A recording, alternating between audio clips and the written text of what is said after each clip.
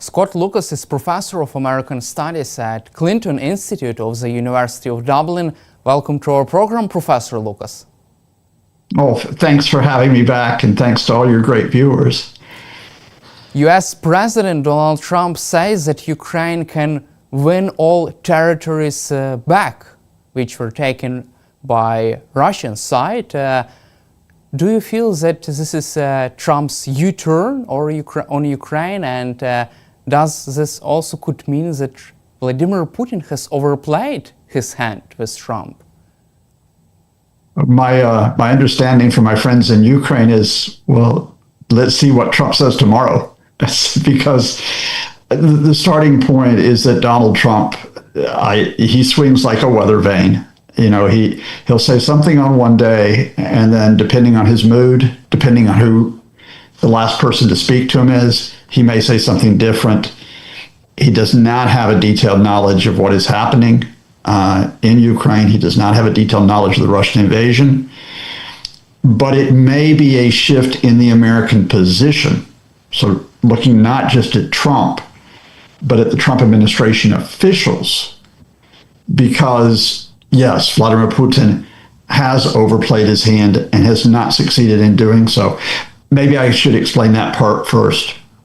Look, I think if Vladimir Putin back in February, when he had the direct talks with the Americans, when Ukraine and Europe were sidelined, even after the humiliation of Vladimir Zelensky in the White House on February 28th, I think if Putin had reduced his attacks on Ukraine civilians, stopped with the mass drone and missile attacks, I think if Putin had agreed to the territory he had already seized and said, okay, maybe we should have more of Donetsk, I think he might have gotten that deal.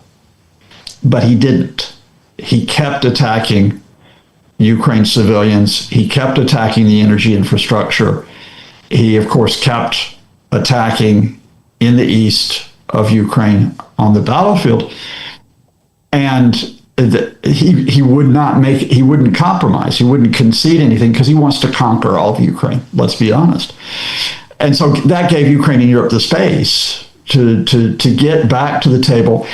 And here we are 9 months later. And that's still the position, is that Putin continues to attack in the air and on the ground, but he's not succeeding. He has taken very little territory in eastern Ukraine. He has not succeeded in breaking the will of Ukraine civilians or breaking its energy infrastructure. Ukraine is under pressure, but still it resists. So if Russia hasn't succeeded, where is Donald Trump going to get his peace agreement from? Because Russia can't say, yes, we've won, so we will agree to peace. Now, what does that mean where we are with Trump and with his officials? Okay. The Wall Street Journal is reporting, and I think this is accurate because this was actually my impression. They're reporting from certain U.S. officials that Trump made his statement that Ukraine can win, not just defend itself, but it can win because of briefings from senior U.S. officials. 2 officials were named. The U.S. envoy to Ukraine, a man that I think Ukrainians know well, Keith Kellogg, and the U.S. ambassador to the United Nations, Mike Waltz, who used to be National Security Advisor. And they and others told Trump, this probably includes U.S. intelligence agencies, look, Russia has not advanced that far in the east. So this big offensive they've conducted for months hasn't succeeded this much. And Ukraine may be preparing its own offensive to regain territory. Now, I think that might have gotten garbled because I don't think Ukraine is planning a ground offensive. I think what, in fact, they said is that Ukraine has been counterattacking Russia. And again, your viewers will know well, this string of drone attacks on Russia facilities supporting the invasions, especially oil refineries and gas pipelines. And I think they told Trump, these attacks are succeeding. They are causing great pressure on the Russian economy. Trump always wants to be with a winner. So I think he swung to that, and that's why he made that statement, Ukraine can win, and then went even further because of the wider issue about Russia's drone and fighter jet overflights on countries like Poland and Estonia, that NATO countries can defend themselves and shoot down the drones. Now, I say all of that, but as we started, you have to be cautious with Trump. Why is that? Well, there's two reasons. First is Trump and his Secretary of State, Marco Rubio, immediately pulled back, just hours after that Trump statement, and said, well, okay, when it comes to Russian fighter jets, Russian drones, they can be downed if they pose a threat, not just simply if they fly over. And I think more importantly, the second point here is that you had a senior White House official. Now, I think I know who it is, but we'll hold that for a minute. A senior White House official said, Trump said Ukraine can win, not because there's a shift in U.S. policy. He just wants to put pressure on Putin because he's frustrated with Putin. In other words, Russia can still come back and give Trump something to move his position again. So that's a long answer, and I apologize for it, but I've been trying to break all of this down. And what I would say is, I think that Trump, you can't rely on him, but I think that Trump administration officials, or some Trump administration officials, are gradually working with Ukraine and Europe to change the narrative. And by change the narrative, it's not that Ukraine will lose this, but that Ukraine will successfully defend itself. And if Ukraine can do that, then yes, the U.S. military supplies need to go through NATO countries. The U.S. needs to be involved in talking about security guarantees for Ukraine. And yes, the U.S. should be considering more pressure on the Russian economy through tougher sanctions. Let's cover also the most interesting parts of this big statement of President Trump. Trump said that Russia is a paper tiger, and according to the New York Post, this assessment is based on new U.S.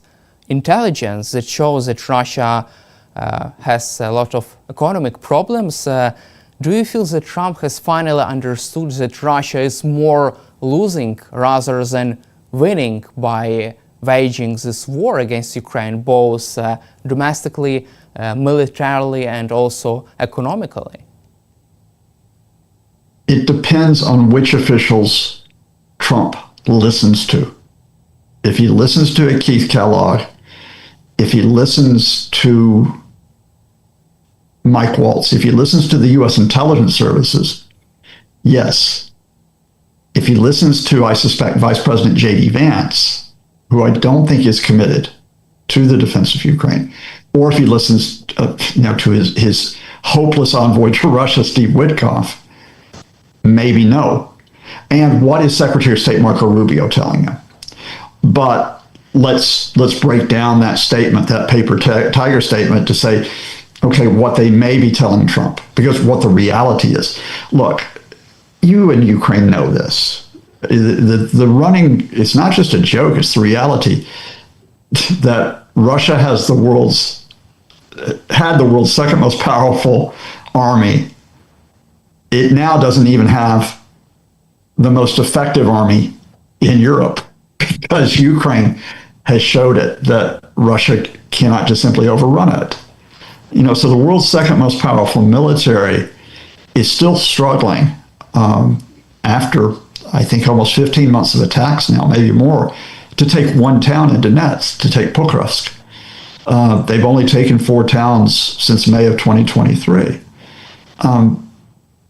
In the meantime, Ukraine's counterattacks without using U.S. long-range missiles, because the Americans have not permitted this, without using European long-range missiles, because the U.S. has vetoed this, Ukraine, with its drones, its own drones and its own sabotage operations, has knocked out, at least for now, almost 20% of Russia's oil refining capacity. They have shut down gas pipelines, at least for some periods of time. They have hit petrochemical plants, including one overnight. They have hit railway hubs. And you have a Russian economy which is stalled. GDP growth is close to zero. inflation remains quite high. The inflation rates have been brought down to try to avoid recession, but they're still at around 17, 18%. And so you have a Russian economy that may have stagflation, both inflation and the threat of recession at the same time. And you have a Russia which is having problems fulfilling consumer demands while maintaining, the priority of supporting the military. And that starts with gasoline, the gasoline shortages across the country. There are a number of reasons for those gasoline shortages, but one of them is the Ukrainian strikes. And when Vladimir Putin has to acknowledge those shortages, which he did 2 weeks ago in Vladivostok, although he didn't mention the drones, then it's serious. Also, it seems like Russia can't stop these Ukrainian attacks deep inside Russia on Russia's oil refining capacity. Ukraine continues to conduct these attacks despite such a so-called big, strong Russia's army and a lot of air defense assets. Don't you think that Trump also has been impressed by the vulnerability of Russia's war machine, by its air defense systems, and also by these fuel shortages across Russia? I think it wasn't just U.S. officials who told Trump about this. It was Vladimir Zelensky that told Trump about this. I think what's important is, look, we've seen this on a couple of occasions. Remember when Zelensky spoke to Trump one-on-one in the Vatican? And that was a really important meeting to get Trump away from Putin. Remember when Zelensky and the Europeans talked to Trump in the White House 3 days after he met Putin in Alaska? And again, here at the United Nations, when you get 30, 45 minutes, an hour with Trump to speak to him very simply, but very directly about what is happening, you have a chance here. And I think the fundamental here is that you're absolutely right. Russia, which, the S-300, the S-400, maybe the S-500, in terms of their air defense systems. And either the systems are not effective, or I think what's more likely is they just don't have enough of those systems to cover the potential targets. And they're not going to remedy that. I mean, the fact here is that Russia can try to put in more men on the front line. They can try to put more tanks on the front line, which reportedly they are doing by calling up old Soviet tanks this week. But they can't just generate these air defense systems out of thin air. And unlike Ukraine, which I know this has been frustrating, getting air defense systems from partners. Kyiv has faced that difficulty. But where does Russia get its air defense systems from? They're not going to get them from North Korea. They're not going to get them from Iran, because Iran needs Russian air defense systems if they're going to defend themselves against Israel. Where's Russia going to get the air defense systems to cover the gap? So no, I think if you read the signals from Russia, this doesn't mean that the Russian people are going to rise up against Vladimir Putin. But if you read the signals from the leadership, if you read and listen between the lines, they know they have no solution for this. They know that they are going to face shortages of key products to keep the military going, because those Ukrainian attacks are going to continue. And here's the interesting part.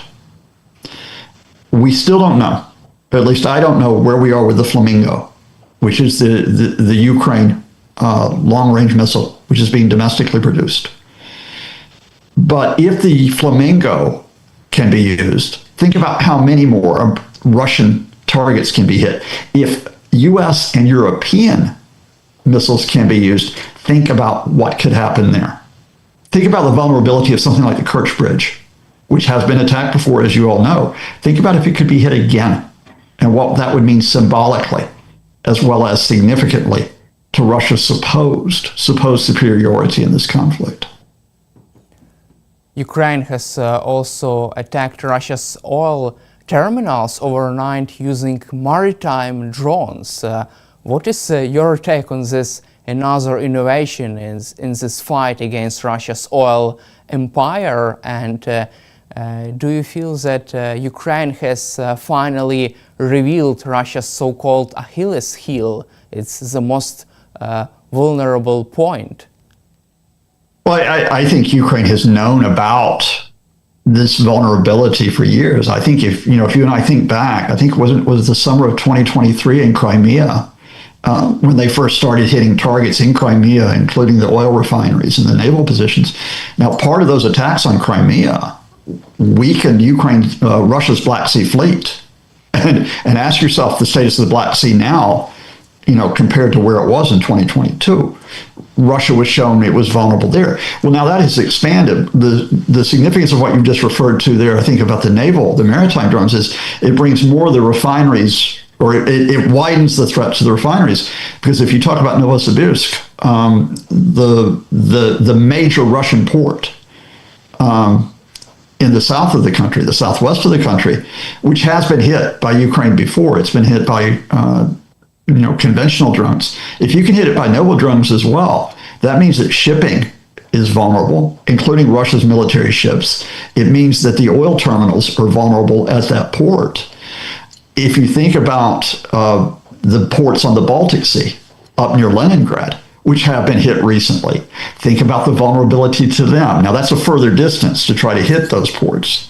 But, fact here is that while Ukraine's capabilities on the battlefield have been stretched on the front line, Ukraine has expanded its capabilities at hitting Russia from the air and now from the sea because of something, again, that you probably know in Ukraine, but a lot of people outside Ukraine don't know this, that one of the major developments of this war is that Ukraine was able to maintain, develop, innovate in drone production.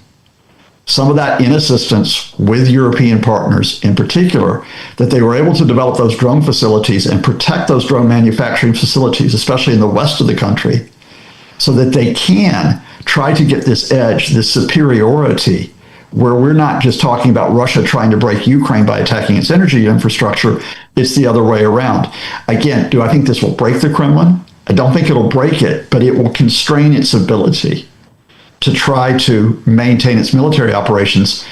And if you're thinking, which is my rough assessment, that Vladimir Putin has maybe another 6 months, maybe 12 at the outside, to try to continue this offensive, then this makes it more difficult for him, and it builds up the pressure on him to come to the table and try to accept at least what he occupies rather than trying to grab more.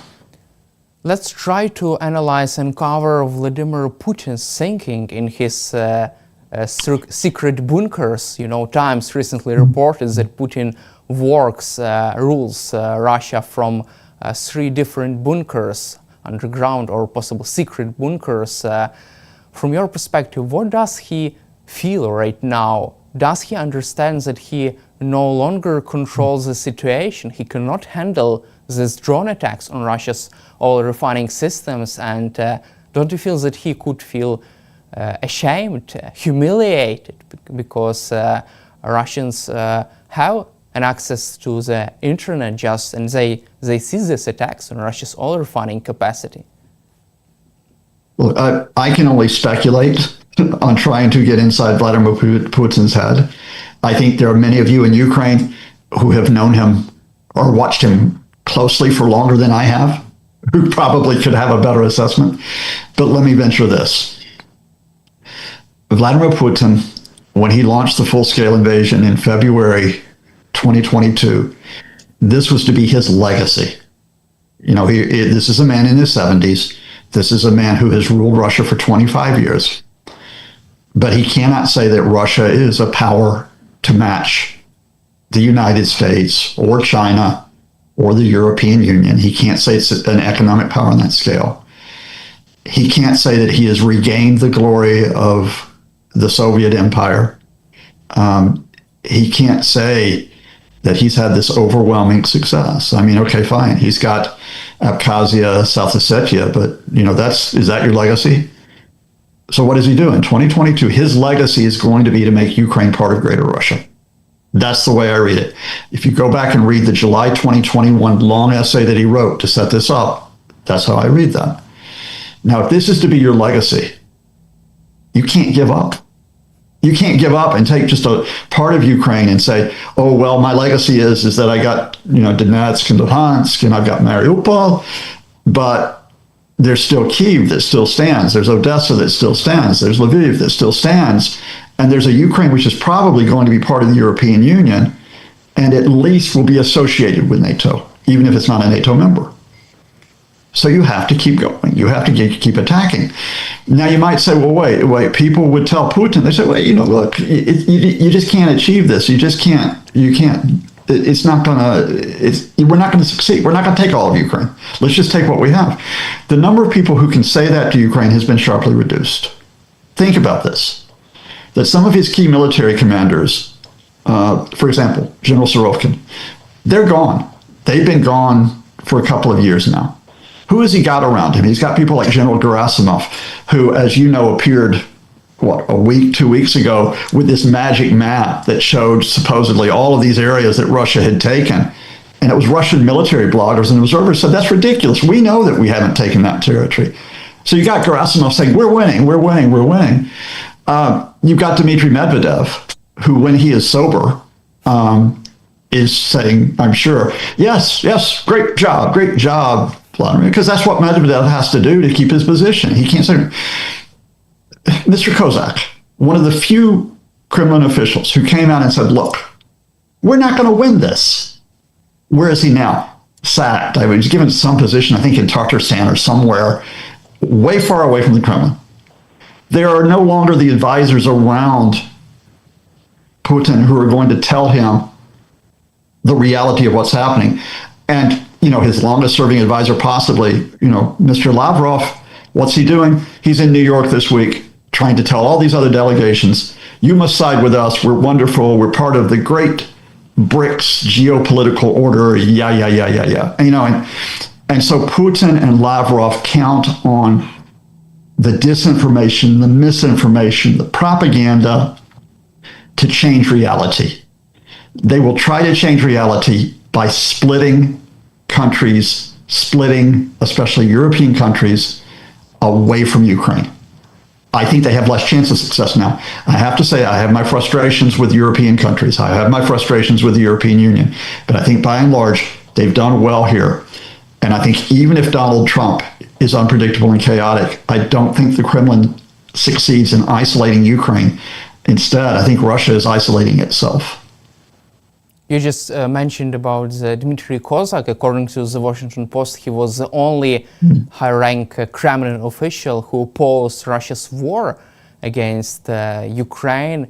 It's so surprisingly that he didn't fall from the window and just was sacked by Vladimir Putin. Could this mean that Putin decides to continue his war effort? Because according to Washington Post, Dmitry Kozak was trying to persuade Vladimir Putin to settle this war.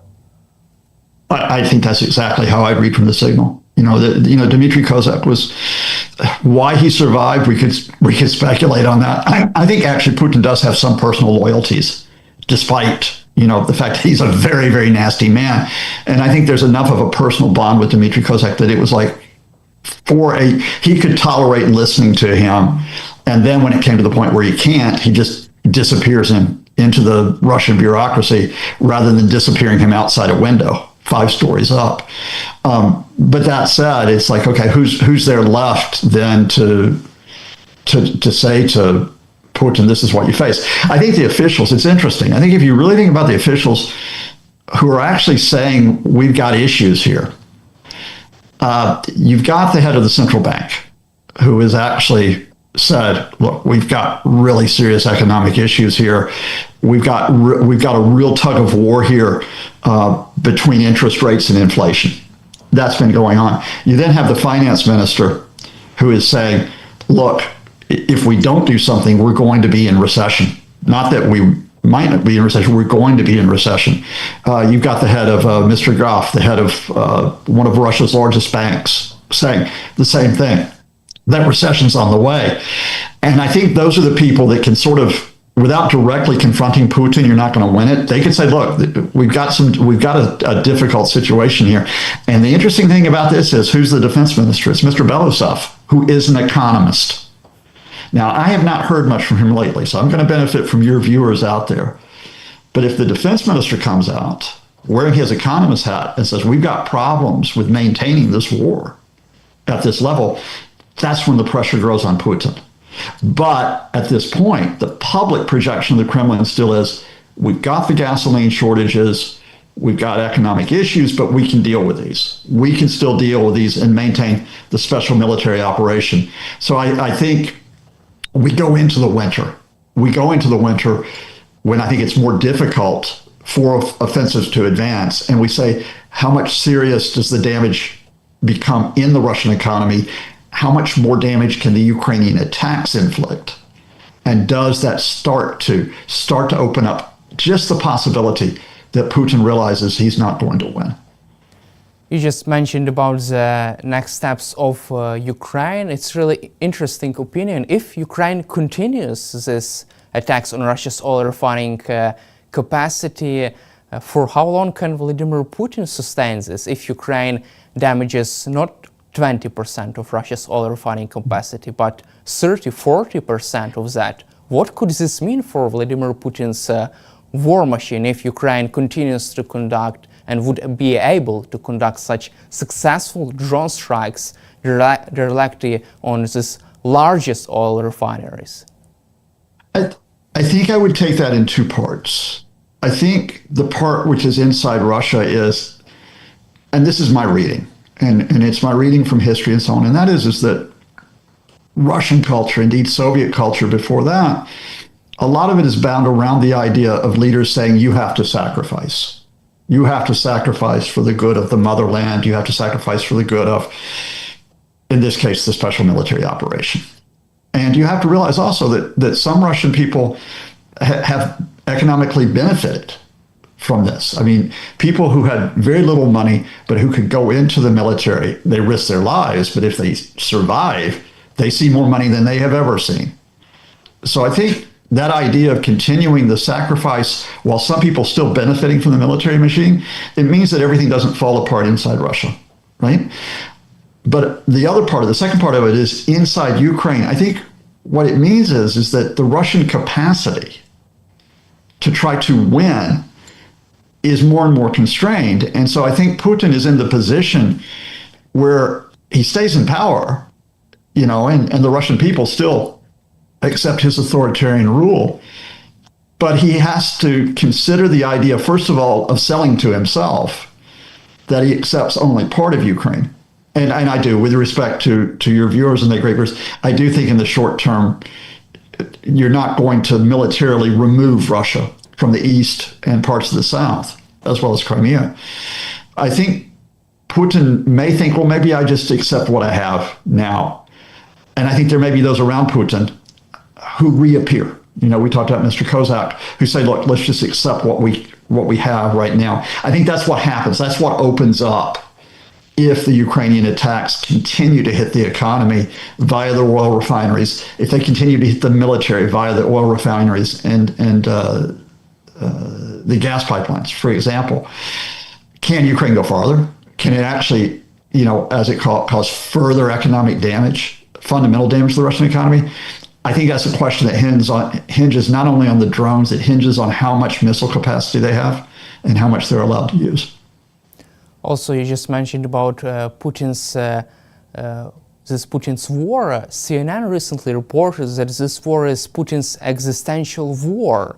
And this analysis suggests that after it ends, Putin likely loses power or faces impossible job of explaining and healing that even his autocracy will struggle with, because he needs to present so-called victory to his people and soldiers, mothers and veterans, so conclusive that they can be mollified in grief, or Putin must have this conflict to continue as long as he rules, according to CNN. What is your take on this analysis? I would never make a prediction that Vladimir Putin is going to fall from power.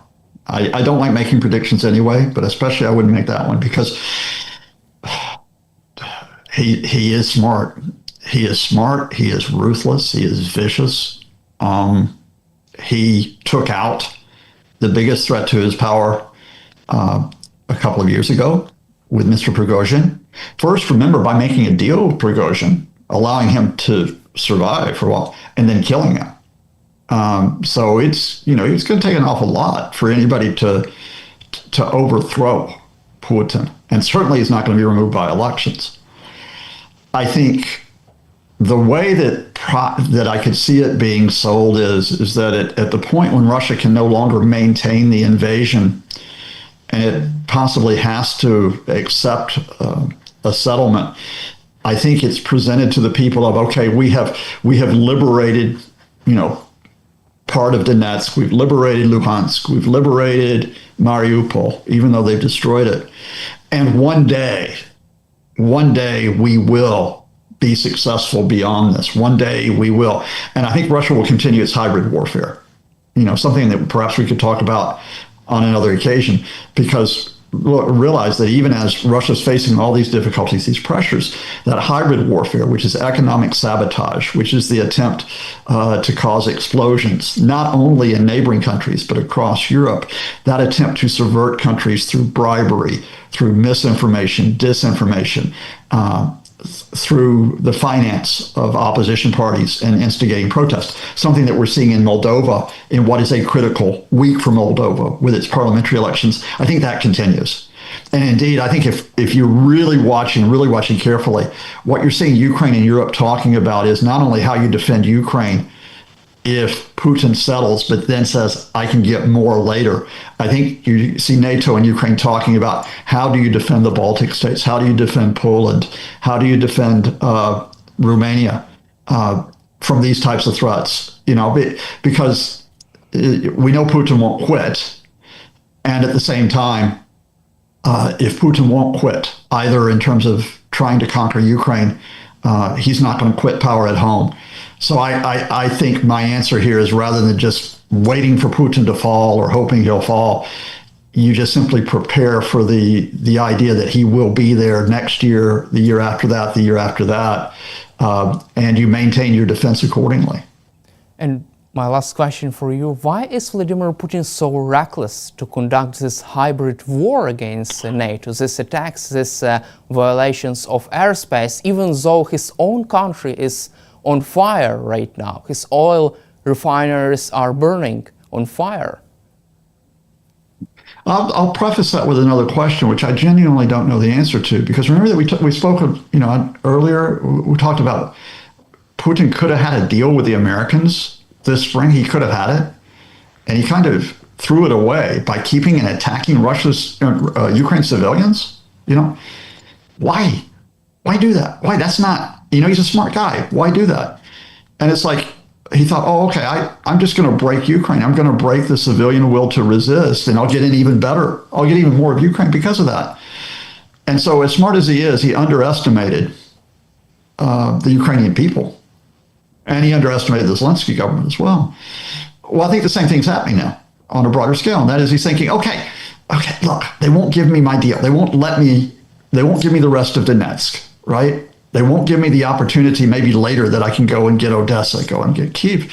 Well, I'm just going to cause problems for him. I'm just going to test them, right? Because remember, this is a man who got away with it in the past, or almost got away with it in the past. This goes back to 2007 with the cyber attacks on the Baltic states. This goes back to 2008 with the war with Georgia. This goes back to 2014 when he seized Crimea. So he says, how much can I get away with by testing them with the drones and the fighter jets, as well as the sabotage operations, as well as the bribery? And I think he's miscalculated again, because I think he's underestimated NATO and he's underestimated the member states. I know he's underestimated Poland, because I talked to Polish TV quite a bit, and I know their responses. They're not going to stand for this. I think he's underestimated Romania, and I know he's underestimated the Baltic states. So what I think Vladimir Putin has done is he's actually energized NATO. He's actually energized NATO. He shook them out of their sleep by invading Ukraine and then expanding this. Why did he do it? If he's going to do that, he has an arrogance that he thinks he can bully the other side into submission. He thinks at the end of the day, they will submit. He cannot accept the idea that the other side will say no. So what does the other side do? It has to keep saying no. Thank you, Professor Lucas, for your time and for your insightful answers. This was really insightful and in-depth interview. Thanks for your time, and glory to Ukraine. Slava Ukraine. Героям Thank you слава. so much. Thank you very much.